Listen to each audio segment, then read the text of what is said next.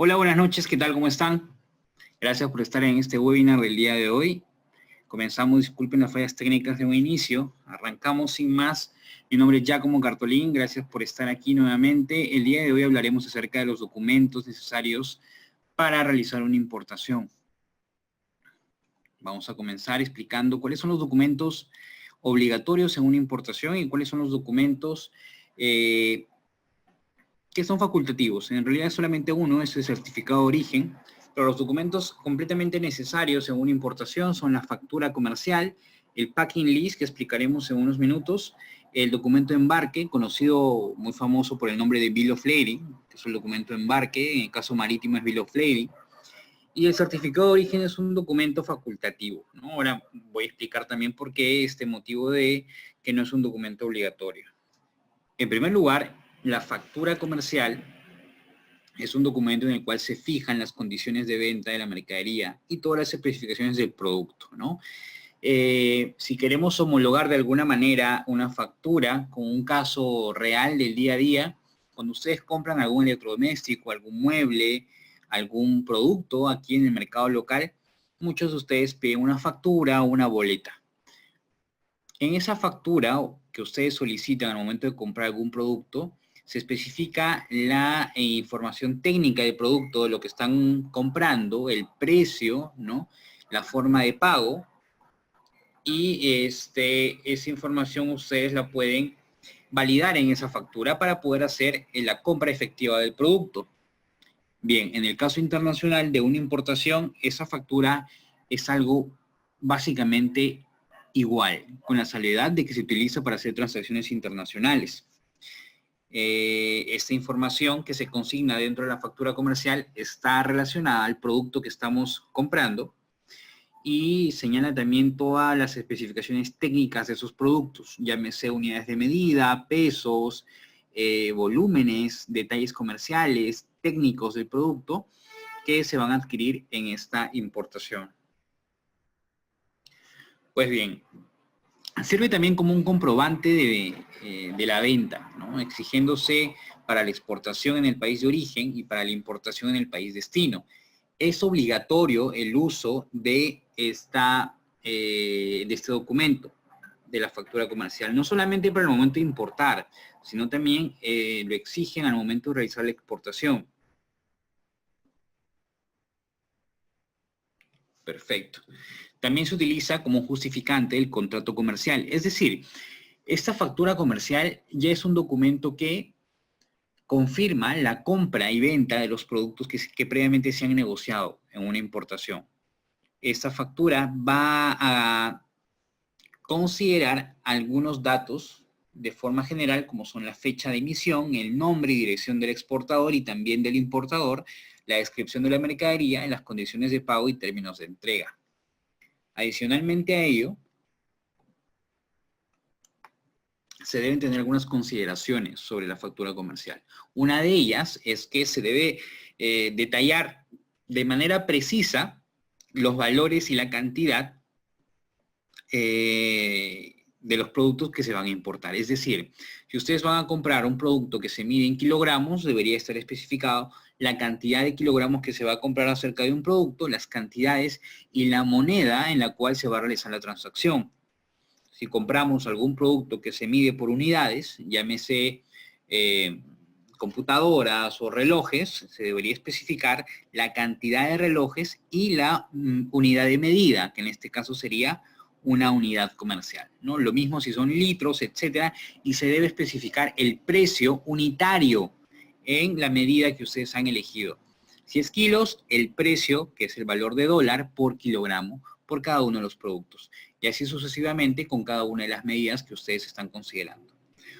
Otro punto a considerar es que se debe incluir el detalle del comprador y el lugar de entrega en caso fuese diferente a la dirección del consignatario. Es decir, si es que el punto de entrega va a ser distinto a la dirección en la cual se está consignando la mercadería, también se debería consignar en la factura comercial. Se debe indicar el punto de salida del país de origen y también el punto de llegada del país destino. Por citar un ejemplo, si realizamos una importación proveniente desde China, se debería especificar desde qué puerto se está embarcando esta mercadería. Si sale del puerto de Shanghai, la factura comercial debería considerar esa información.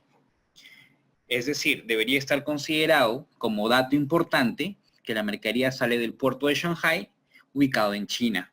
Asimismo, se debería considerar también cuál es el puerto de ingreso para la mercadería. En nuestro caso, se debería consignar el puerto del Callao. Esa información también debería estar clara y precisa al momento de emitir una factura comercial. Estos datos son datos que ustedes deben revisar al momento de realizar una importación. Ahora voy a explicar un poco el flujograma de cómo se emite este documento, pero deberían ustedes tomarlo en consideración al momento de revisar y recibir este documento, ¿no? Si es que encuentran alguna enmendadura o si es que falta algún dato importante tomar en consideración, deberíamos hablar con el proveedor para que lo pueda tomar en consideración, lo pueda modificar o pueda añadir algún dato importante.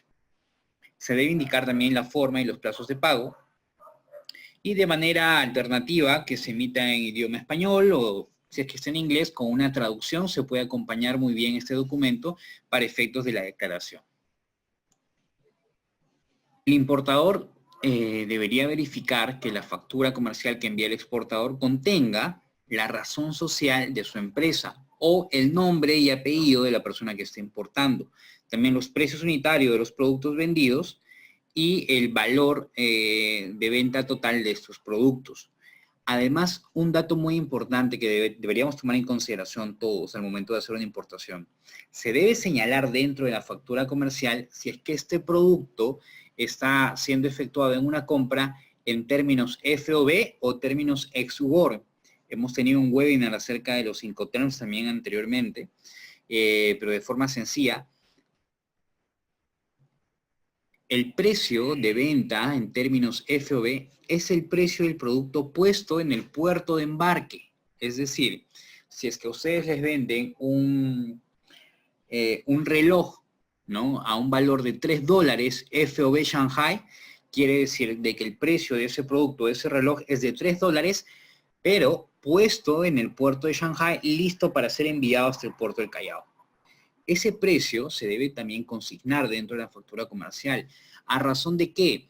A razón de que la entidad recaudadora de impuestos o tributos aquí en Perú, que es la SUNAT, pueda calcular de forma rápida y efectiva cuál va a ser la base imponible para el pago de impuestos. Recuerden que la base imponible para el pago de impuestos es el valor CIF del producto. Y el valor CIF del producto es el valor FOB más el flete más el seguro. Es importante que la factura comercial consigne el valor FOB del producto para que la SUNAT pueda emitir el valor o la base imponible sobre la cual va a cobrar los impuestos. Ese es un dato muy importante a tomar en consideración.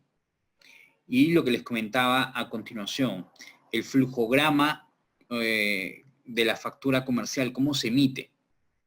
Aquí tenemos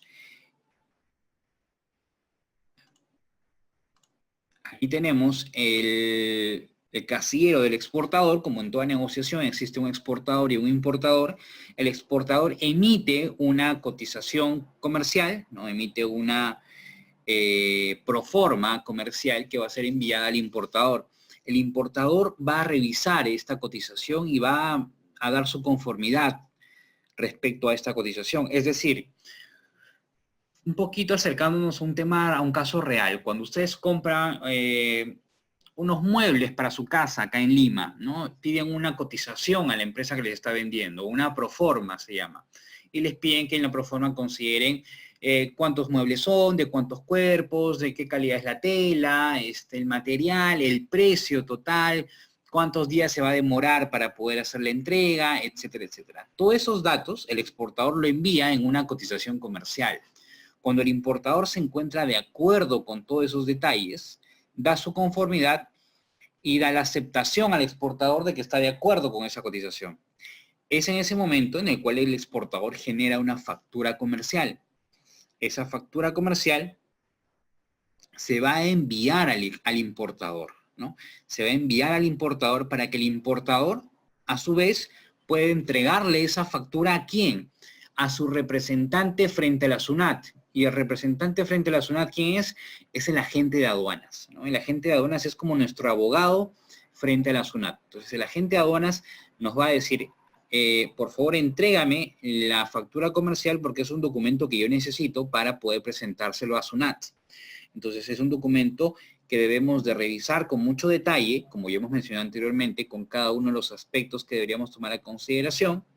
También deberíamos enviarlo al agente de aduanas con la finalidad de que presente los documentos a la SUNAT y se pueda declarar la mercadería como una importación a través de una DAM, que es una declaración aduanera de mercancías, ¿no? O anteriormente conocida como DUA. Nos señalan acá también que es recomendable que se emita 3 juegos de esta factura comercial, una para el exportador para que quede como archivo de su exportación, una para el importador para también sus archivos de contables y otra para la SUNAT. Este es el modelo, es un borrador, un modelo de una factura comercial que nosotros podríamos utilizar, donde va consignado el nombre y la dirección del exportador, del importador, el número de RUC, la información técnica del producto, las cantidades, descripción del producto, precio unitario, valor total de la mercadería, etc. Otro documento importante en una importación es el conocido packing list o lista de empaque. El packing list o lista de empaque es básicamente como una guía de remisión que conocemos acá en el Perú, ¿no es cierto? Que es un documento que considera todos los aspectos de empaque, embalaje, cantidades, peso, peso neto, peso bruto, si está en una caja, si está en un bulto, etc. Este documento sirve para poder identificar rápidamente la ubicación, embalaje, empaque de la mercadería que está siendo importada. Es decir, si es que nuestra mercadería pasa por algún aforo físico, alguna revisión física en aduanas, la gente de aduanas nos va a solicitar el packing list para que pueda identificar rápidamente en qué caja está qué producto, cómo está embalado, en qué bulto está considerado tal otro ítem, etc. Es una lista, es una guía de remisión que señalan todos los aspectos en cuanto a embalaje de los productos, ¿no? Especifica también características como la cantidad de bultos, el contenido, el peso. Es de utilidad en las exportaciones, en las importaciones también, para poder facilitar el reconocimiento de la mercadería. Es útil en los siguientes contextos, en los siguientes escenarios. Cuando el importador necesita ubicar la mercadería o un ítem específico en un bulto señalado. Imagínense que ustedes traen 10 productos diferentes y necesitan identificar en qué bulto está el producto número 1. Entonces, es importante verificar y revisar el packing list para poder identificar la ubicación de este producto. También es útil cuando necesitamos hacer una estiva o consolidar la carga. Por ejemplo, los bultos más pesados en el nivel inferior y los menos pesados en el nivel superior. Qué tipo de carga está conteniendo cada bulto, ¿no? Para que no haya una ruptura de los productos, para que se pueda condicionar de forma efectiva el embarque o acomodar la mercadería de la mejor manera. También le permite al consolidador de la carga marítima, si es una carga suelta y no es un contenedor, le permite a esta persona que consolida la carga agrupar los bultos de tal manera que no exista contaminación por olores. No es lo mismo traer, por ejemplo, prendas de vestir, casacas para invierno, con una carga que sea, no sé, desodorantes, o que sea ambientadores, ¿no? De repente por el olor, estas prendas textiles pueden coger algo de ese olor y no va a ser favorable para nosotros como importadores. Entonces es importante también en este tipo de escenarios. Facilita la tarea de los vistas de aduanas también, pues permite identificar fácilmente el bulto identificado como muestra aleatoria en un aforo físico, lo que les comenté en un inicio de esta explicación. Facilita también las labores de los almacenes, ¿no? Al momento de poder ingresar la mercadería, ya no es necesario pesarlas nuevamente, o de repente verificar si el peso es el correcto, ¿no? En el Perú no es obligatorio contar con este documento para una importación, ¿ok? Pero puede ser requerido por la autoridad aduanera en caso de aforo. Es decir, no es obligatorio, pero en caso eventual que tengamos un escenario en el cual tengamos que pasar por un aforo físico, la autoridad aduanera lo va a solicitar. Siempre que se cuente con este documento, vamos a facilitar las cosas y las acciones de la aduana al momento de supervisar nuestra mercadería. Se acostumbra a adjuntar a los bultos en el packing list en los embarques aéreos. Entonces, no es obligatorio, pero es muy útil. Es muy útil no solamente para efectos de pasar por un aforo físico, sino para algunos escenarios como los que hemos mencionado anteriormente. Así es que es de mucha utilidad la lista de empaque. El flujograma de la emisión de la lista de empaque, básicamente consideras el peso, el volumen, cantidad y valor, el embalaje si es adecuado, las condiciones están de acuerdo a la factura comercial, el exportador emite el packing list y lo entrega a la agente de aduanas o al agente de carga o al importador, ¿no? Y el importador ya se encarga de entregarlo a su agente de aduanas. Entonces es un documento que también es emitido por el exportador, así que les recomiendo, les sugiero que lo soliciten de todas maneras al momento de realizar su importación. Este es un modelo muy sencillo de una lista de empaque en la cual deberían tomar en consideración la cantidad, el número, el contenido de cada bulto, las dimensiones, ¿no? Los pesos brutos, pesos netos de cada producto, etcétera. Otro documento importante, y si es de uso obligatorio, es el Bill of Lading o documento de embarque, ¿no? Es uno de los documentos más importantes en una compra y venta internacional y por supuesto en una importación. Seas el exportador o seas el importador y se trate de un envío de transporte marítimo, aéreo, terrestre, el documento de embarque funciona como un contrato de transporte. Esto es muy importante señalar. ¿Por qué es importante señalar? Porque sin este documento no podríamos nosotros demostrar que la mercadería es nuestra, ¿ok? Es decir, para citar un ejemplo sencillo,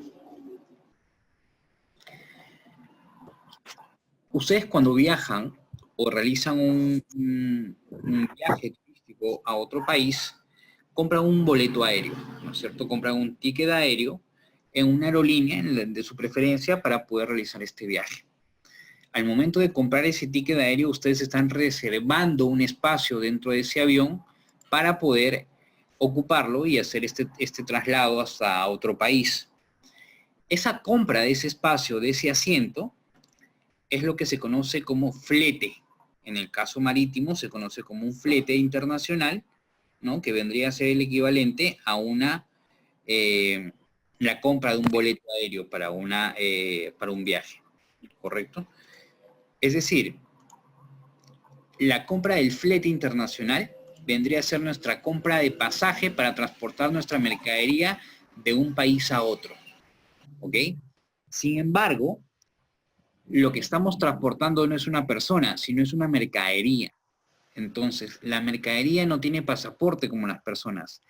¿Cómo podríamos demostrar que esa mercadería nos pertenece a nosotros? Siempre y cuando poseamos ese documento de embarque. Ese documento de embarque va a ser como nuestra tarjeta de embarque cuando tomamos un avión. Ese documento nos va a hacer acreedores de la titularidad de la mercadería que se está transportando. Sin ese documento no podríamos demostrar que esa mercadería es nuestra. Entonces, es muy importante contar con ese documento, es de uso obligatorio para poder demostrar la titularidad del producto o de los productos, y además que se señalan muchos aspectos técnicos y específicos de la mercadería. Como por ejemplo, el nombre que está embarcando, la empresa que embarca los productos, en este caso el exportador, los datos del consignatario, a quién está consignada esa mercadería, en este caso los importadores nosotros, ¿a quién se va a notificar la llegada de la mercadería? Bueno, se notifica la misma empresa importadora. Entonces el consignatario vendría a ser lo mismo que la persona que se notifica la mercadería. El lugar de embarque, el lugar de descarga de la mercadería, el puerto de embarque, el puerto de llegada, el nombre de la nave, la cantidad de bultos, el peso, las medidas, es decir, todos los aspectos relacionados al transporte internacional de la mercadería se deben incluir dentro de este conocimiento de embarque. Es, como les repito, de uso obligatorio, y no solamente eso, sino que va a demostrar que esa mercadería que estamos transportando nos pertenece. El Bill of Lading aparece a menudo en su forma abreviada como BL, ¿no? Muchos lo conocen como BL o BOL, pero es más conocido como BL. Se trata de un documento reconocido internacionalmente, y aunque en la industria es común usar el nombre original Bill of Lading, en algunos países hispanohablantes como el nuestro también se conoce como conocimiento de embarque o documento de embarque. Este conocimiento de embarque cumple con los siguientes cometidos.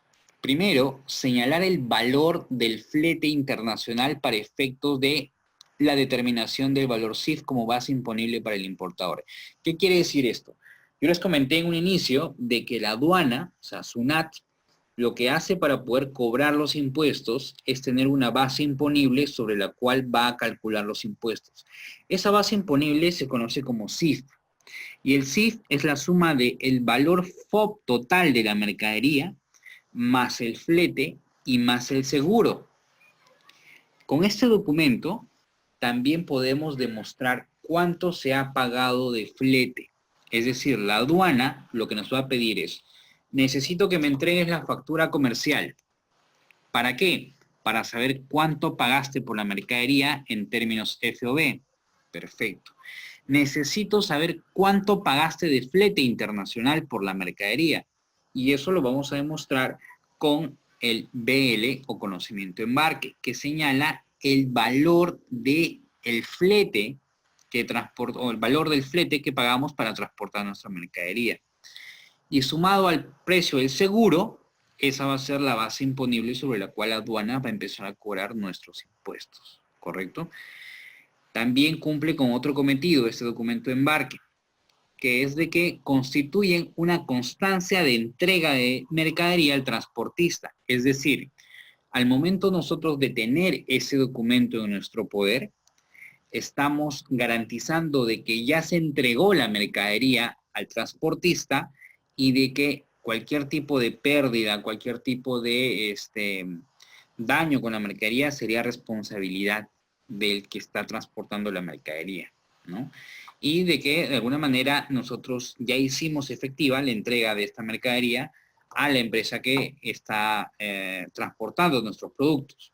Constituye también el contrato con la empresa transportista. Este también vendría a ser como un contrato con la empresa naviera o con la empresa que está trayendo nuestros productos, ¿no?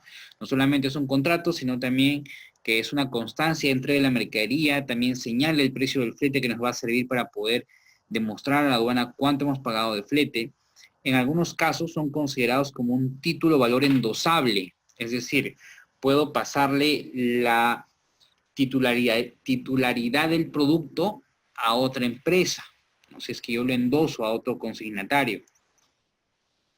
Evidencian también la relación de un viaje o travesía y los puntos por los cuales ha transitado la carga.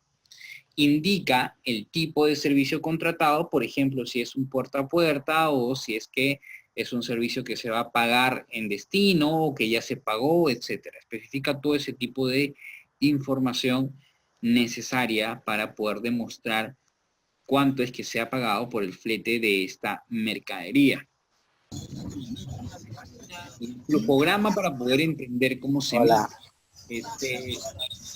A ver, le voy a pedir a Jefferson que desactive el audio, por favor. El flujograma para poder entender cómo se emite este documento es el siguiente. Primero, hay que solicitar la reserva del espacio en la nave. Es decir, cuando ustedes se van de viaje, ¿no es cierto?, y buscan un pasaje aéreo, por ejemplo, a Colombia, a México, qué sé yo, ustedes primero ingresan a la página de la aerolínea para ver si es que hay espacio en algún vuelo para ese país. Lo mismo pasa aquí en el transporte internacional. Hay que solicitar a la línea marítima o a la agencia de carga si es que hay un espacio para nuestra mercadería y para qué día o para qué rangos de día hay espacio. Entonces la línea marítima o la empresa naviera que va a transportar nuestra mercadería nos indica, ¿no? mira, tengo espacio para tal día, para tal fecha, tal rango de días, va a salir una nave y hay espacio para tu mercadería. Entonces, lo primero que debemos hacer es reservar ese espacio. Se reserva ese espacio, ¿no? Y lo que hace la línea marítima o la empresa de transporte es enviarnos una reserva y un borrador del BL. Nos dice, ok, hemos reservado tu espacio en la nave para tu mercadería y te estamos enviando un borrador del documento embarque. Este borrador es para que revisemos los datos, para que verifiquemos si es que se está incluyendo toda la información, para poder validar los datos de contacto, el precio del flete, etcétera, etcétera. Una vez que se revisa toda esta información, el exportador, que es el encargado de poder solicitar este documento, da su conformidad del BL a la línea naviera, ¿no? Y la línea naviera emite el BL siempre y cuando el exportador haya dado la aceptación o conformidad de que el BL borrador está conforme. Entonces la línea naviera emite el BL original, el BL final, y se lo envía al exportador. El exportador, a su vez, envía ese BL a el importador, que en este caso somos nosotros. Somos nosotros quienes deberíamos pedir ese documento al exportador para, de alguna forma, entregárselo a nuestra agencia de aduanas y que pueda también servirle como otro documento adicional para poder nacionalizar nuestra mercadería ante la SUNAT. Entonces, ya tenemos dos documentos obligatorios. Primero es la factura comercial, que tenemos que entregarle a nuestra agencia de aduanas para que pueda hacer los trámites respectivos. El segundo documento obligatorio es el Bill of Lading o documento de embarque, que también debemos entregárselo a nuestra agencia de aduanas para que realice los trámites respectivos. El tercer documento hemos visto que no es obligatorio, pero es muy útil. Y además deberíamos exigírselo a nuestro exportador, que es el Packing List. Hasta el momento hemos visto estos tres documentos. El cuarto documento es el certificado de origen. Y quería comentarles por qué ese documento no es obligatorio. En algún momento fue muy útil, pero en algunos casos ya no viene a generarnos ningún tipo de beneficio porque ya tenemos TLCs firmados con algunos países. El certificado de origen básicamente lo que hace es demostrar que un producto proviene de un país determinado. Por ejemplo, si es que compramos mercadería en China, hace muchos años cuando no teníamos un TLC con China, teníamos que demostrar que ese producto venía o provenía desde el mercado chino. Entonces, nos servía mucho un certificado de origen para poder demostrar la originalidad del producto. Hoy en día, después de tener un tratado de libre comercio con China y que los impuestos se hayan reducido prácticamente a cero, ya no es necesario presentar un documento de un certificado de origen, porque el certificado de origen servía para reducir el pago de arancel. Pero ya que tenemos un TLC con China y el 80 o 90% de productos importados de China pagan arancel cero, no viene al caso presentar un certificado de origen porque no nos beneficiaría en nada. Igual vamos a pagar 0% de arancel. Es por eso que el uso de este documento no es obligatorio y no es muy útil hoy en día con los países con los cuales tenemos un acuerdo comercial. Tengo algunos tips sobre las facturas y packing list que deberían tomar en cuenta ustedes al momento de realizar sus importaciones. Primero, se recomienda revisar y utilizar los Incoterms de la versión 2010. Cuando ustedes revisan el documento de la factura comercial, que indique que el valor de la compra es, no sé, $10,000 en términos FOB, e indicar que es bajo los Incoterms 2010, que es la última versión que se tiene de estos Incoterms. Luego, esta operación se realiza de acuerdo a los Incoterms 2010 de la Cámara de Comercio Internacional de París. Especificar bajo qué términos se está negociando la compra y venta en caso exista cualquier tipo de discrepancia. Tercero, referencia a la factura. Si los documentos no tienen el mismo número, vamos a tener problemas, ¿no? Debería también la factura y el packing list tener el mismo número para poder guardar relación entre sí. Forma de embalar la mercadería, si se encuentran en paletas, debería indicarse. Si requiere una manipulación especial, debería indicarse. Es decir, En el packing list deberíamos indicar si es que nuestros productos requieren un trato preferencial, por así decirlo, ¿no? O un trato específico, un poco más, si es que es mercadería frágil, si es que son vidrios, si es que es luminaria, etcétera, deberíamos de señalarlo en el packing list. Y finalmente, regularizar en caso se trabajen con copias. ¿Por qué lo digo? Porque la aduanas te permite poder trabajar la declaración de tu mercadería con copias para poder avanzar con los procesos. Pero es importante no olvidarse de regularizar estos documentos una vez que se haya realizado la declaración ante aduanas. Eso es todo acerca del webinar del día de hoy. Yo les agradezco mucho por su tiempo. Hemos revisado los documentos necesarios en una importación de manera detallada. Ustedes pueden tomar en consideración todas estas pautas para sus próximas importaciones y que de alguna manera realicen la revisión correspondiente de cada uno de estos documentos para que no puedan tener problemas a futuro. Muchas gracias por estar en este webinar el día de hoy conmigo hasta el próximo lunes, hablando de otro tema relacionado a importaciones desde China, ¿no? Quería dejarles también aquí en el chat una encuesta para que ustedes puedan resolver unas cuestiones que nos dejan nuestros amigos de Camex.